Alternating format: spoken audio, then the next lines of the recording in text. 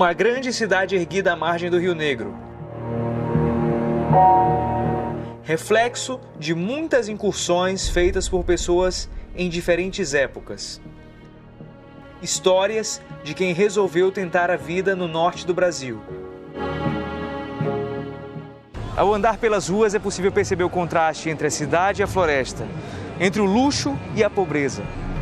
Nem todos que vieram para cá conseguiram a vida que queriam. Pessoas de diferentes origens que vieram para cá e começaram histórias, sem saber o final.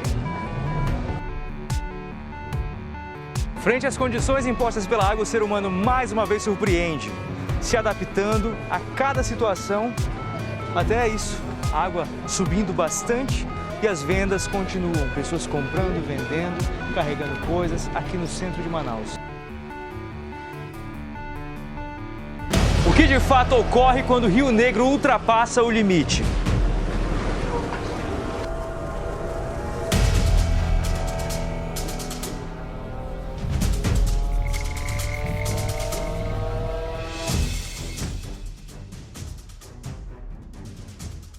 Estamos caminhando a pé em um local que, teoricamente, seria intrafegável sem o auxílio das passarelas. Carros e ônibus passavam por aqui, mas hoje não é possível. A água subiu, entrou onde era rua e hoje o cenário é totalmente diferente. Temos aqui a Praça da Matriz, um dos símbolos de Manaus, com as águas já no pé das suas escadarias.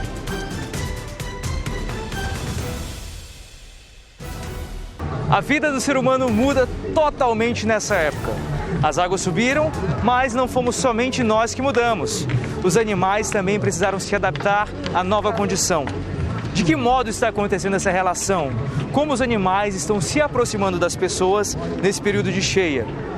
Isso mesmo, a vida passa por mudanças e é graças a elas que nós estamos aqui hoje. Eu e você, dividindo esse planeta com muitos outros animais. Vamos falar um pouco sobre essa relação que existe entre seres humanos e os bichos nessa época de águas altas. Estamos em Manaus registrando a maior cheia histórica da cidade. A cheia do Rio Negro, o rio que corta esse local, que já foi floresta. E hoje nós mostraremos um outro lado dessa história que não vem da cidade para o rio, mas sim do rio para a cidade. Estamos no bairro do Puraquequara, na zona leste de Manaus, que está um pouco afastado do centro, mas também recebe a influência do Rio Negro. As águas subiram, onde eu estou era rua e hoje é água. Não passam mais carros, mas passam peixes e outros animais que a gente nem imagina. Nessa área aqui nós temos restaurantes que funcionam durante o ano inteiro, porém com a subida do rio, com a subida do nível do rio, do nível da água, a população fica totalmente impossibilitada de manter suas atividades de comércio, o que movimenta a economia, porém, nesse momento existe uma pausa, existe toda uma mudança, onde as casas ficam realmente alagadas, as casas ficam à margem do lago e é necessário construir passarelas para que a população continue trafegando por esse local. Mudanças, adaptações que ocorrem aqui em Manaus, mas também em outros municípios do interior. Locais que nem sempre têm saneamento básico e tudo vai parar no rio. Só que tudo que a água leva, ela traz de volta.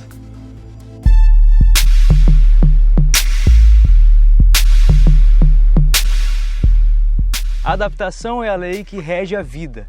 Quando falamos disso, lembramos de animais, plantas e fungos. Mas esquecemos que nós também passamos por esses processos. E é isso que nos seleciona e nos faz mudar quando o ambiente também muda.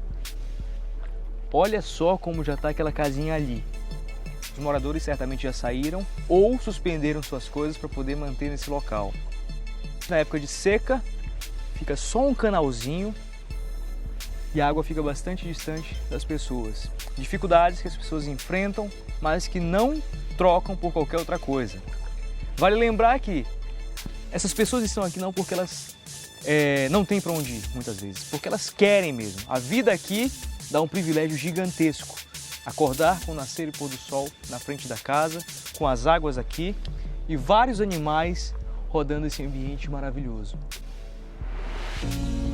E no meio da vegetação aquática, perto das casas, aparecem alguns animais muitas vezes indesejáveis, como essa pequena cobra d'água, que é bastante mordedora, que está tentando me acertar aqui.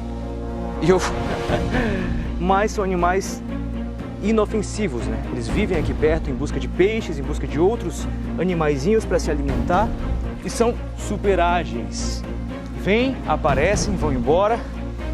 E as pessoas convivem muito perto e quando as águas sobem, o limite fica cada vez mais próximo das pessoas. Esses animais muitas vezes entram nas casas e interagem com cães, com crianças. E é aí que mora o perigo. Mas geralmente o perigo não é para as pessoas, e sim para esses animais que geralmente são cruelmente assassinados e não conseguem voltar para o ambiente como esse aí que voltou agora.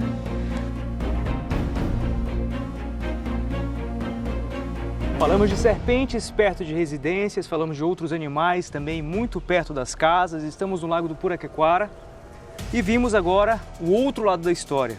O lado em que os animais não levam a melhor e que os seres humanos acabam matando esses animais. Estávamos passando de canoa para fazer algumas imagens das casas, desse fundo da água, desse momento único na Amazônia e encontramos um jacaré, tinga, morto. E aqui nós vemos um golpe de facão, teçado ou qualquer coisa, algum pau, não sei exatamente o que foi, mas o bicho está machucado e foi encontrado assim, aqui no meio do alagado, perto de residências, em um barco afundado. E nós infelizmente nos deparamos todos os anos com esse tipo de cena. Geralmente as pessoas matam jacarés por medo de serem mortas por jacarés, mas me diz você, acha que esse bicho teria chance de nos engolir? Tem tamanho para nos engolir? Não. Aqui que começa o desequilíbrio, matando um grande predador desse, tirando a chance desse animal se reproduzir e manter a sua vida, né, com sua comunidade de outros jacarés. É aqui que nossa história começa da maneira errada. Estamos interferindo na vida deles. A água sobe, muda a nossa vida, muda a vida do ser humano, muda a vida de todo mundo, mas também a vida desses caras. E infelizmente, quem paga a conta são os animais.